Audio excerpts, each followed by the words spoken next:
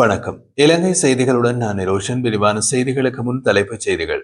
கிராமப்புற வாழ்வாதாரங்களை வலுப்படுத்துதல், வேலைவாய்ப்புகளை உருவாக்குதல் ஆகியவற்றை நோக்கமாக கொண்டு இலங்கையும் உலக வங்கியும் 100 மில்லியன் அமெரிக்க டாலர் ஒப்பந்தம். முன்னாள் ஜனாதிபதிகளுக்கு வழங்கப்பட்டிருந்த சிறப்புரிமைகளை ரத்து செய்வதற்கான சட்டமூலம் தொடர்பாக உயர்நீதிமன்றத்தின் தீர்மானம். முன்னாள் அமைச்சர்கள் பயன்படுத்திய 50 உத்தியோகபூர்வ இல்லங்களை எதிர்காலத்தில் அரசு நிறுவனங்கள் அல்லது பொருளாதார நடவடிக்கைகளுக்கு பயன்படுத்த முடிவு. ஒழுங்கமைக்கப்பட்ட குற்ற கும்பல்களுடன் தொடர்புகளை வைத்திருந்த முன்னாள் அமைச்சர்கள், நாடாளுமன்ற உறுப்பினர்கள் மற்றும் பிற உயர்மட்ட நபர்களின் பட்டியலை வெளியிட உள்ள அரசாங்கம். தொடர்வது விரிவான செய்திகள். இலங்கை அரசாங்கமும் உலக வங்கி குழுமமும் இணைந்து கிராமப்புற வாழ்வாதாரங்களை வலுப்படுத்தி வேலைவாய்ப்புகளை உருவாக்கி வேளாண் உணவுத்துறையில் காலநிலை எதிர்ப்பு திறனை மேம்படுத்துவதை குறிக்கோளாக கொண்டு 100 மில்லியன் அமெரிக்க டாலர் மதிப்பிலான புதிய ஒப்பந்தத்தில் கையெழுத்திட்டுள்ளன. இந்த ஒருங்கிணைப்பு திட்டத்தின் மூலம் நாடு முழுவதும் 3,80,000 மேற்பட்டோர் பயனடைவார்கள். மேலும் 8,000 வேளாண் உணவு உற்பத்தியாளர்கள் நேரடியாக ஆதரவு பெறுவார்கள். இந்த திட்டத்தின் கீழ் 71,000 ஹெக்டேர் நிலப்பரப்பின் நீர்ப்பாசனம் மற்றும் வடிகால் சேவைகள் மேம்படுத்தப்படுவதுடன் சிறிய விவசாயிகள் அறுவடை அதிகரிக்கவும் இழப்புகளை குறைக்கவும் காலநிலைக்கு ஏற்ப அதிநவீன விவசாய முறைகளை பின்பற்றவும் உதவி பெறுவார்கள். வேளாண் வணிக மதிப்பீட்டு சந்தைகளை வலுப்படுத்தி சந்தை அணுகலை விரிவுபடுத்தி கிராமப்புறங்களில் குறிப்பாக இளைஞர்கள் மற்றும் பெண்களுக்கு புதிய வேலை வாய்ப்புகளை உருவாக்குவதும் திட்டத்தின் முக்கிய அம்சமாகும். மேலும் பயிர் விளைச்சலை அதிகரிக்கவும் இழப்புகளை ஏற்படுத்தும் நவீன தொழில்நுட்பங்களை பயன்படுத்துவதையும் பயிர் காப்பீட்டு சேவைகளுக்கான அணுகலை விரிவுபடுத்துவதையும் காலநிலை சவால்கள் சமாளிக்க வலுவான உள்கட்டமைப்பில் முதலீடு செய்வதையும் இது ஊக்குவிக்கின்றது. இந்த திட்டம் இலங்கையின் வேளாண் துறைக்கு உலக வங்கி குழுமம் கடந்த 10 ஆண்டுகளுக்கு மேலாக வழங்கி வரும் ஆதரவின் தொடர்ச்சியாக அமைகின்றது.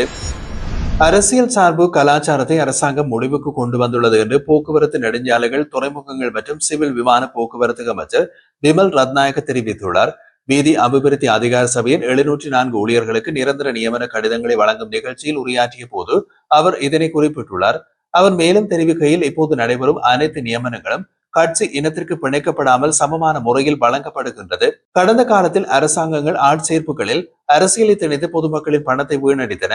செப்டம்பர் 21 மக்கள் வழங்கிய ஆணை நாட்டை புதிய பாதையில் நகர்த்தியது.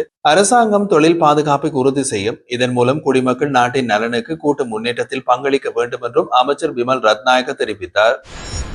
முன்னாள் ஜனாதிபதிகளுக்கு வழங்கப்பட்டிருந்த சிறப்புரிமைகளை ரத்து செய்வதற்கான சட்டமூலத்தின் எந்த ஒரு சரத்தும் அரசியலமைப்பின் விதிகளுக்கு முரணானது அல்ல என்று இலங்கை உயர்நீதிமன்றம் தீர்மானித்துள்ளது. இன்றைய நாடாளுமன்ற அமர்வின் ஆரம்பத்தில் சபாநாயகர் வைத்திருந்த ஜெகத் விக்ரமரத்ன இந்த உயர்நீதிமன்ற தீர்மானத்தினை சபைக்கு தெரியப்படுத்தினார். அவரது அறிவிப்பின்படி குறித்த சட்டமூலத்தை நாடாளுமன்றத்தில் சாதாரண பெரும்பான்மையுடன் நிறைவேற்ற முடியும் என்றும் அரசியலமைப்பில் திருத்தம் செய்ய வேண்டிய அவசியம் இல்லை என்றும் உயர்நீதிமன்றம் தனது விளக்கத்தில் குறிப்பிட்டுள்ளது. இதனால் முன்னாள் ஜனாதிபதிகளின் சிறப்புரிமைகளை ரத்து செய்யும் சட்டமூலத்தில் விரைவில் பாராளுமன்றத்தில் நிறைவேற்றப்படும் வாய்ப்பு அதிகரித்துள்ளது. முன்னதாக முன்னாள் ஜனாதிபதிகள் மற்றும் அவரது குடும்பத்தினர் அனுபவித்து வரும் சிறப்பு சலுகைகளை ரத்து செய்வதற்காக 1986 ஆண்டின் 4ஆம் எண் ஜனாதிபதி உரிமை சட்டத்தை ரத்து செய்வதற்கான தொடர்புடைய சட்டமூலம் வர்த்தமானியில் வெளியிடப்பட்டிருந்தது. தொடர்ந்து நீதிமன்றத்தில் குறித்த சட்டமூலத்திற்கு எதிராக நீதிமன்றத்தில் தாக்கல் செய்யப்பட்ட மனுக்கள் மீதான விசாரணைகள் நிறைவடைந்து நீதிமன்ற வியாக்கியானம் சபாநாயகருக்கு அனுப்பி வைக்கப்பட்ட நிலையில் இன்று சபையில் அது வெளிப்படுத்தப்பட்டது. 2026 நிதியாண்டுக்கான ஒதுக்கீட்டு சட்டமூலத்தை நாடாளுமன்றத்தில் சமர்ப்பிப்பதற்கு அமைச்சரவை ஒப்புதல் அளித்துள்ளது. முன்னதாக ஜூலை 1 அன்று நடைபெற்றிருந்த அமைச்சரவை கூட்டத்தில் ஒதுக்கீட்டு சட்டமூலத்தை வரைவதற்கு அமைச்சரவை ஒப்புதல் அளித்திருந்தது. சட்ட வரைவாளர்களால் தயாரிக்கப்பட்ட சட்டமூலம் பின்னர் சட்டமா அதிபரிடமிருந்து அனுமதியை பெற்றிருந்தது. அதன்படி சட்டமூலம் நாடாளுமன்றத்தில் ஒப்புதலுக்காக சமர்ப்பிக்கப்படுவதற்கு முன்பு அரசு வர்த்தமானியில் வெளியிடுவதற்கான ஜனாதிபதியின் முன்மொழிவையும் அமைச்சரவை அங்கீகரித்தது. இதேவேளை முன்னாள் அமைச்சர்கள் பயன்படுத்திய 50 உத்தியோகபூர்வ இல்லங்களை எதிர்காலத்தில் அரசு நிறுவனங்கள் அல்லது பொருளாதார நடவடிக்கைகளுக்கு பயன்படுத்தப்படும் என்று பொதுமக்கள் பாதுகாப்பு அமைச்சர் ஆனந்த் விஜயபால தெரிவித்தார். முன்னாள் அமைச்சர்கள் பயன்படுத்திய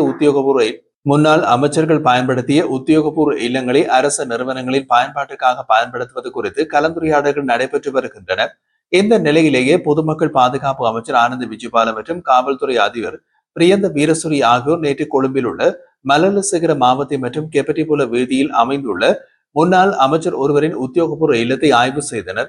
அதே நேரம் ஒழுங்கமைக்கப்பட்ட பாதாள உலக குற்ற கும்பலுடன் தொடர்புகளை வைத்திருந்த முன்னாள் அமைச்சர்கள், நாடாளுமன்ற உறுப்பினர்கள் மற்றும் பிற உயர்மட்ட நபர்களின் பட்டியலை நாடாளுமன்றத்தில் சமர்ப்பிக்க அரசாங்கம் திட்டமிட்டுள்ளதாக தெரிவிக்கப்பட்டுள்ளது.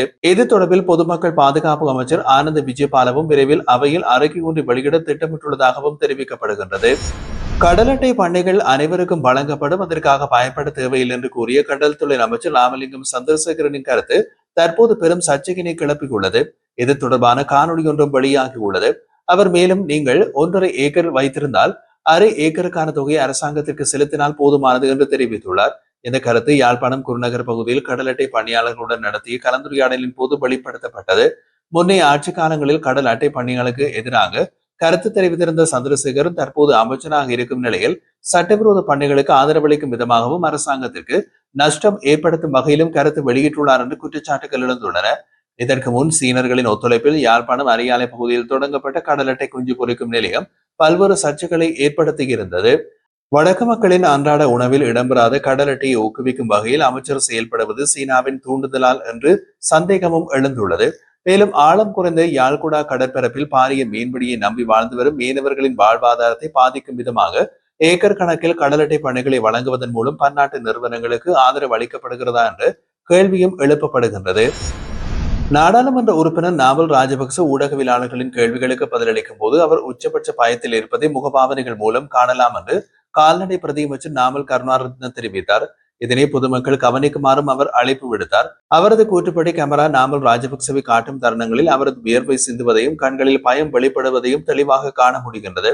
அதே நேரத்தில் தாம் பயப்படவில்லை என்று நாமல் ராஜபக்ச தெரிவிப்பதாகவும் கருணாரத்ன குறிப்பிட்டார். மேலும் சமீபத்திய சம்பவங்களுடன் தொடர்புடைய பல பிரச்சனைகள் வெளிச்சத்திற்கு வந்து கொண்டிருக்கின்றன என்றும் அவர் சுட்டிக்காட்டியிருந்தார். இந்த நாடு போதைப்பொருள் கடத்தலில் தொடர்ந்து சிக்கிக் கொண்டதால் எதிர்காலத்தில் தலைமுறையின் வாழ்வு முற்றிலும் அழியும் என்றும் அவர் எச்சரித்தார். முன்னாள் போலீஸ் அதிபரின் ஒருவரின் பதவி காலத்தில் மேற்கொள்ளப்பட்ட கைதுகள் பல சட்டவிரோத நடவடிக்கைகள் வெளிப்படுத்தியதாகவும் அவர் குறிப்பிட்டுள்ளார்.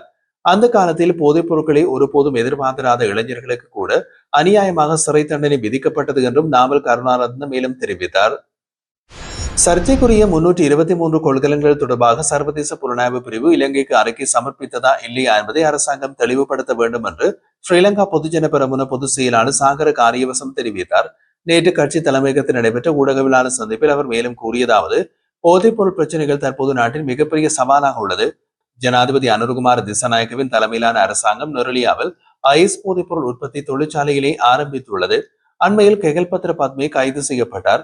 அவரது இந்த கைது பொதுமக்கள் பாதுகாப்பு அமைச்சர் மற்றும் போலீஸ் அதிபர் உள்ளிட்டோர் விமான நிலையத்திற்கு சென்று வரவேற்றதும் கவனத்துக்குரியது. கெகல்பத்ர பத்மே உள்ளிட்டவர்களை கைது செய்வதற்கான சிவப்பு பிடியாணை தற்போதைய அரசாங்கத்தால் பிறப்பிக்கப்பட்டதா அல்லது முந்தைய அரசாங்கத்தால் மேற்கொள்ளப்பட்டதா என்பதை தெளிவுபடுத்த வேண்டும். இவர்களை கைது செய்வதற்கான அனைத்துலக மட்டத்திலான நடவடிக்கைகள் கடந்த அரசாங்கத்தாலேயே மேற்கொள்ளப்பட்டன. மேலும் போதைப்பொருள் தொடர்பான குற்றச்சாட்டில் சந்தேகத்தின் அடிப்படையில் கைது செய்யப்பட்ட நபர் 2019 ஆண்டுக்கு பிறகு எந்தவித அரசியல் நடவடிக்கைகளிலும் ஸ்ரீலங்கா பொதுஜன பெரமுனவுடன் தொடர்பு கொள்ளவில்லை. எனவே அவரை வைத்து கட்சியின் மீது குற்றம் சாட்டுவது முறையல்ல. சமீபத்தில் 323 கொள்கலன்கள் விடுவிக்கப்பட்டமை பெரிய சர்ச்சையை ஏற்படுத்தியது. இந்த கொள்கலன்களில் புலிகள் அமைப்பின் தலைவரின் ஆயுதங்கள் இருந்ததாகவே பாராளுமன்றத்தில் பேசப்பட்டது. அதனால் இந்த கொள்கலன்கள் தொடர்பாக சர்வதேச புலனாய்வு பிரிவு இலங்கைக்கு அறிக்கை அளித்ததா இல்லையா என்பதை அரசாங்கம் வெளிப்படையாக அறிவிக்க வேண்டும். தற்போதைய அரசாங்கம் உண்மையினை மறைக்கிறது என்பது தெளிவாக உள்ளது என்று அவர் குற்றம் சாட்டினார்.